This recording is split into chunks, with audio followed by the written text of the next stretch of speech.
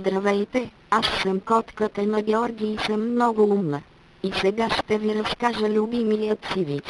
Инженер, счетоводител, химик и държавен служител започнали спорчи и котарак е най-умен.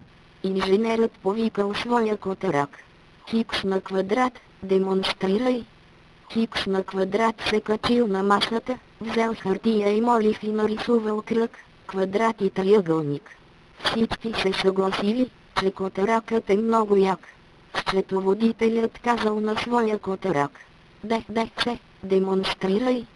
Дех се отишъл в кухнята и се върнал с 12 кюфтета, които подредил в 4 купички по 3 кюфтета в купа. На другите им харесал номерът. Химикът се обърнал към своя любимец. Проветка, давай." Проветка донесъл кутия мляко от хладилника и отсипал точно 150 мл в една чаша.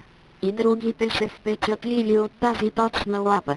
Накрая дошъл ред на държавния служител. Попитали го: "А твоят котарак какво умее?" Държавният служител казал: "Хрантутник, демонстрация." Хрантутник изял кюфтетата, изпил млякото, препикал чертежа, изнасилил другите 3 котарака, оплакал се, че го боли гърба, написал жалба срещу лошите условия на труд, изпратил я в службата за предотвратяване на епидемии и си взел болнични за 1 месец. Какво ще кажете?